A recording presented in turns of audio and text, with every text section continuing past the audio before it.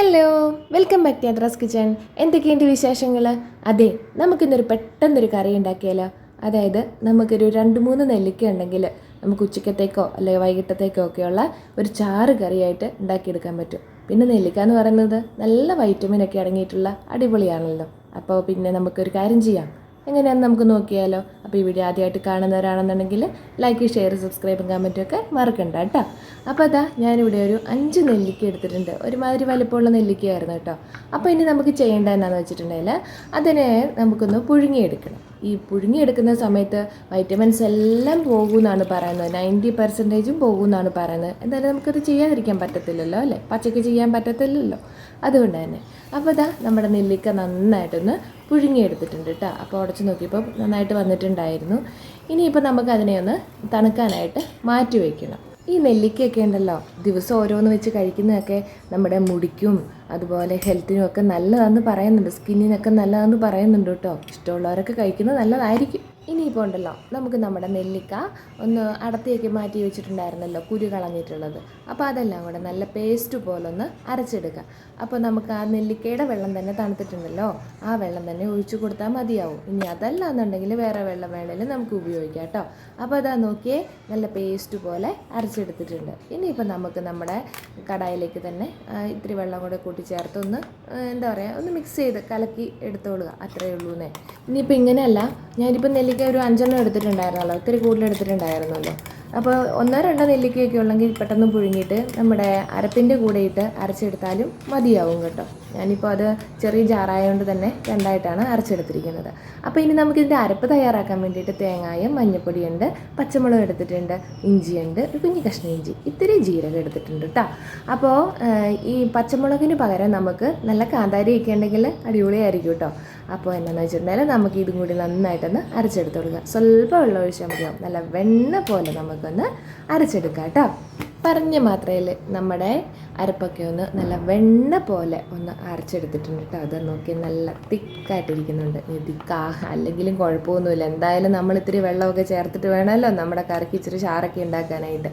എന്നാൽ പിന്നെ നമ്മുടെ തേങ്ങയുടെ അരപ്പ് നമ്മുടെ നെല്ലിക്ക കൂട്ടി വെച്ചിട്ടുണ്ടായിരുന്നല്ലോ, അതിൻ്റെ അകത്തേക്ക് ഇട്ട് കൊടുത്തുള്ളത്.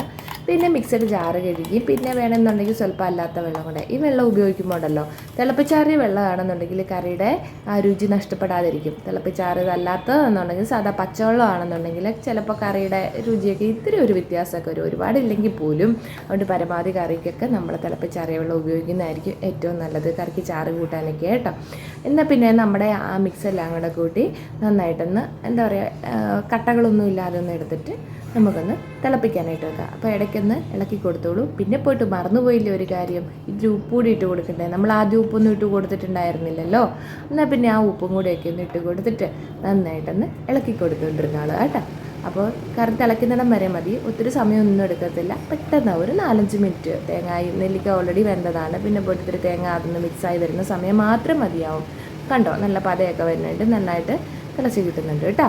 അതെ, നമ്മുടെ കറിക്കുണ്ടല്ലോ എത്രയെന്ന് പറഞ്ഞാലും നെല്ലിക്കയുടെ ഒരു ചെറിയ ചവർപ്പുണ്ടാവും കേട്ടോ, ചെറുതായിട്ടുണ്ടാവും. അത് ഇഷ്ടമല്ല എന്നുണ്ടെങ്കിൽ തീർത്ത് മാറ്റാനൊന്നും നമുക്ക് പറ്റുമെന്ന് എനിക്ക് തോന്നുന്നില്ല. പക്ഷേ നെല്ലിക്കയോട് ഇഷ്ടമുള്ളവരാകുമ്പോൾ അതൊന്നും ഒരു ബുദ്ധിമുട്ടുണ്ടാവില്ല.